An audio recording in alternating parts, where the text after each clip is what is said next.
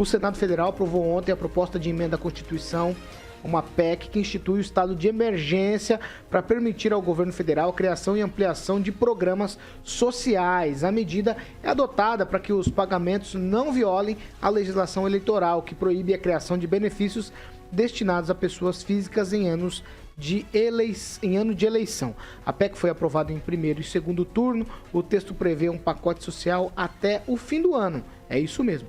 Entre os principais impactos da proposta apresentada, batizada pelos governistas de PEC das Bondades, está 2 bilhões de reais para auxílio a taxistas, custo de 26 bilhões para aumento de 400 para 600 reais o Auxílio Brasil e cadastro de 1,6 milhão de novas famílias, Pix caminhoneiro de R$1.000, com total de 5,4 milhões aos cofres públicos, ampliação do Auxílio Gás mensal com 1,5 bilhão, estimado em 2,5 bilhões para o transporte gratuito de idosos também, 500 milhões de reais para a Alimenta Brasil e até 3,8 bilhões de reais por meios de créditos tributários para a manutenção da competitividade do etanol sobre a gasolina. O total somado aí desse pacotão de bondades em tempos de eleições soma mais de 41 bilhões de reais. Apenas um senador votou contrário, foi o senador José Serra.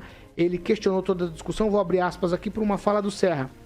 Será que há apenas poucas semanas o Senado descobriu que famílias passam fome e que esperam na fila de benefícios? Fecho aspas aqui para o senador José Serra, que foi o único a votar contra essa medida. A proposta deve ser apreciada agora na Câmara dos Deputados. Eu vou começar com o Agnaldo Vieira. Olha, e vem em um período que você não sabe se é bondade ou se está apenas prevendo as eleições. A gente fica descrente da nossa classe política por vezes, né? Claro que não dá para generalizar, há poucas exceções, mas num país onde 2 deputados caçados saem no tapa no meio da rua, então a gente sempre fica com o pé atrás, no caso até dessa PEC. Mas a busca é sempre tentando melhorar, mas realmente, como você disse, será que só agora que notaram que nós estamos no Brasil e tem gente passando fome? E me parece que essa quantidade de pessoas passa de milhões. Então, por ser justamente um período eleitoral, a gente deve refletir em quem a gente quer colocar lá para nos representar. Ô, professor Jorge, o que chama muito a atenção nessa votação aqui é que a oposição votou a favor desse projeto, que se não for eleitoreiro, e aqui eu não estou preocupado com isso na minha fala, mas se ele não for eleitoreiro, ele vai beneficiar o Bolsonaro. E mesmo assim a oposição votou a favor, é porque é coisa boa, ou não?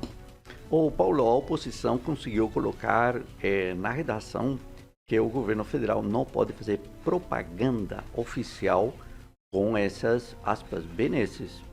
Então a oposição também teve uma articulação para impedir a vinculação das emendas aí, estas emendas que o pessoal fala de emendas secretas, para que o próximo ano elas tenham que ser pagas obrigatoriamente. Então houve essa tentativa de fazer essa articulação. O que está se debatendo é que essa PEC ainda tem que ser votada pelos deputados e na sequência ainda deve haver um processo de judicialização, principalmente no campo da legislação eleitoral, uma vez que inclusive nos votos aí dos senadores, eles já reconhecem que essa é uma PEC que tem problemas. Não somente o Gilson Serra, né, falou, mas tem outros senadores que também questionaram, ainda que votaram sim, disseram, estou votando com dor no coração, porque não sabemos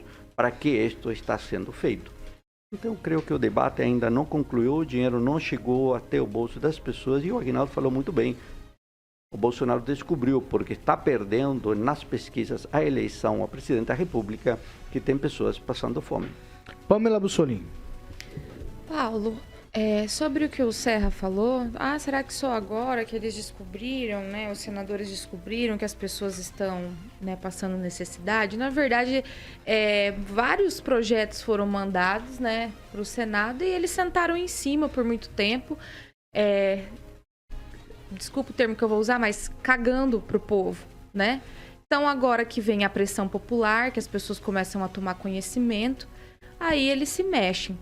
Sobre a oposição votar a favor, eu creio que é isso que a gente espera da classe política, que eles pensem não só neles, ou vamos barrar esse benefício aqui para o governo ficar, para as pessoas ficarem mal e o governo ficar mal visto e tudo mais. Não, a gente precisa de união para socorrer as pessoas que, como os meus colegas falam todos os dias, né, e nós comentamos aqui sobre o preço da gasolina, o preço dos alimentos nos supermercados, para que a gente consiga dar um amparo para as pessoas e começar a tirar o Brasil dessa situação de inflação, essa dificuldade econômica que todos os países estão atravessando.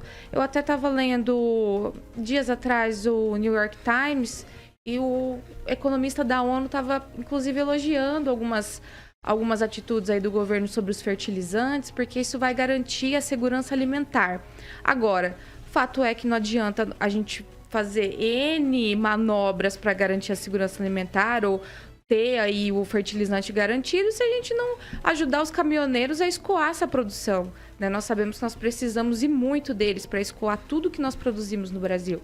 Então, eu não vejo como um pacote de bondades eleitoreiro. Eu acho que é um pacote de socorro. E ele precisa vir o quanto antes. Que termina no 31 de dezembro, né? Claro, porque daí se a situação calamitosa passar, a gente tem que rever e seguir a vida sem, como é que eu posso dizer? Sobrecarregar os cofres públicos, né? Porque é uma sobrecarga, é um gasto grande, esse socorro que vem. Lógico que a gente vai precisar ter muita sabedoria para depois repor tudo isso, mas é bom porque nós não estamos investindo mais em obras na Nicarágua, em Cuba, na Venezuela, estamos investindo no Brasil. Vamos lá. Então, que bom que a gente tem essa condição de socorrer as pessoas e vamos socorrer. Fernando Tupan, você tem 2 minutos para falar sobre esse pacote de bondades. Tem ajuda para caminhoneiro, melhoraram aí, colocaram para R$1.000, tem ajuda para taxista, é uma série de benesses. Vai, Fernando. Olha, Paulo Caetano, nas redes sociais, várias que eu participo, assim, por causa do blog do Tupan, que eu compartilho minhas matérias, vi muita coisa falando sobre isso. E gente falando, assim, que é uma péssima notícia aí pro professor Jorge aí. E depois da aprovação desse pacotão, adeus Lula e da Bolsonaro no primeiro turno. Vamos conferir. Por exemplo, ontem eu estava vendo uma rede de televisão aqui em casa e apresentava um levantamento onde Lula estaria na frente, mas com Bolsonaro menos de 1 ponto atrás, tecnicamente empatado. Então, daqui para frente vai ser um Deus nos acuda para o PT e, pelo jeito, o Bolsonaro vai conseguir sobreviver a essa eleição de 2 de outubro, apesar do PT estar fazendo das tripas do coração para que isso não aconteça. E muita gente, principalmente no Nordeste, Paulo Caetano, agora mudou a camisa vermelha pela camisa verde e amarela do Bolsonaro. E isso vai ter uma consequência grave quando as urnas forem abertas ou divulgadas. Elas não são abertas mais, né? Que são fechadas, você não consegue nem a menos auferir se realmente os votos estão certos, felizmente.